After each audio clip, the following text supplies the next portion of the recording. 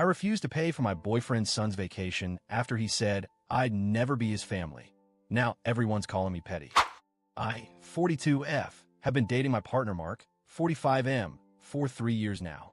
We met through mutual friends, and things were pretty easy between us at first. I have a daughter, Lily, 15, from a previous relationship. Mark has a son, Ethan, 19, who he shares custody of with his ex-wife. About a year ago, Mark moved in with me and Lily. We all live in my house. When Mark and I first started seeing each other, he was already divorced. According to everything he and others close to him have said, his marriage ended about a year before he even met me. So I had nothing to do with their split, but that hasn't stopped Ethan from blaming me for it. From the very beginning, Ethan has been cold and outright hostile toward me. He's accused me of stealing his dad, constantly makes passive-aggressive comments, and even referred to me as the reason his life went to hell. Once, about 2 years ago, he and his friends egged my car while it was parked outside my home. Mark confronted him, but the damage was already done, emotionally and physically. That kind of behavior is hard to forget.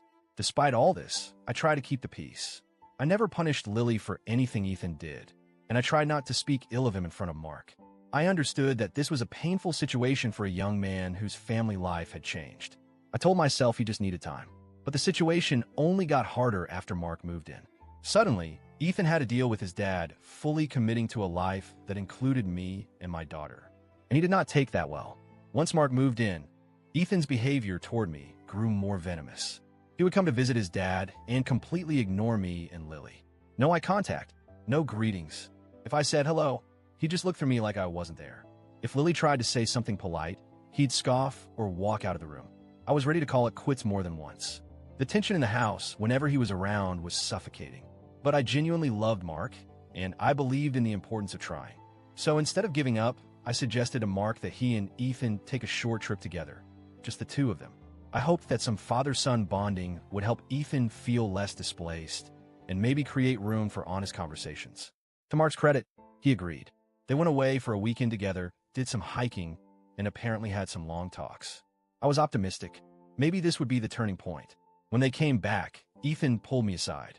For a moment, I thought he might apologize or say something conciliatory. Instead, he looked me dead in the eyes and said, "You're not my family. You never will be. I'll be civil, but don't expect anything from me." Then he turned around and left the room. It stung, but at least he was being honest.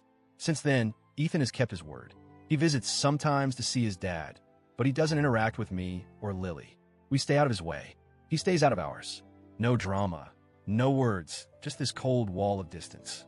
I didn't like it, but I accepted it. I respected his boundary. What more could I do? Fast forward to this spring. I've been planning a family trip to Florida for the summer.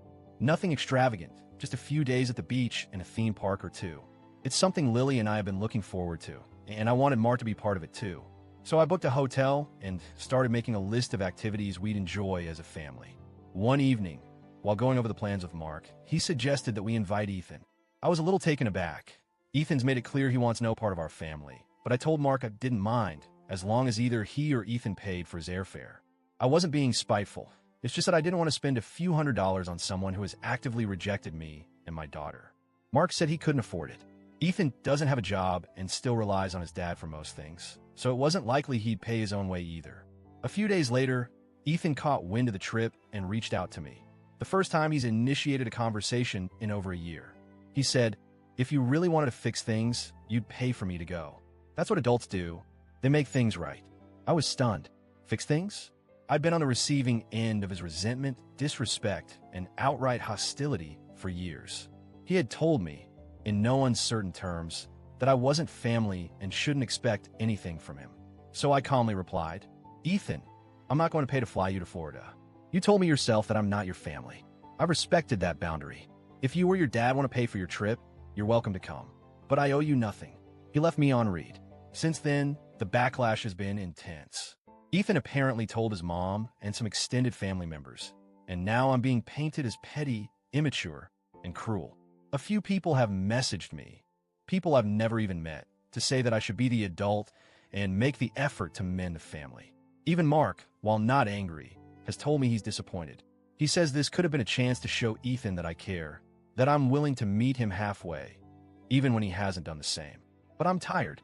I've been over backward for years, and every time I try, Ethan either spits in my face or slams the door. I've never retaliated. I've never insulted him. I've simply backed off and let him have the space he claimed he needed. Paying for a vacation is not going to magically heal all of this. If anything, it would just reinforce the idea that he can treat me with total disregard and still be rewarded for it. And what does that say to Lily? She's watched this whole thing unfold. She's seen how I've tried, how I've bitten my tongue, and how I've been disrespected anyway. I don't want to teach her that loving someone means accepting mistreatment.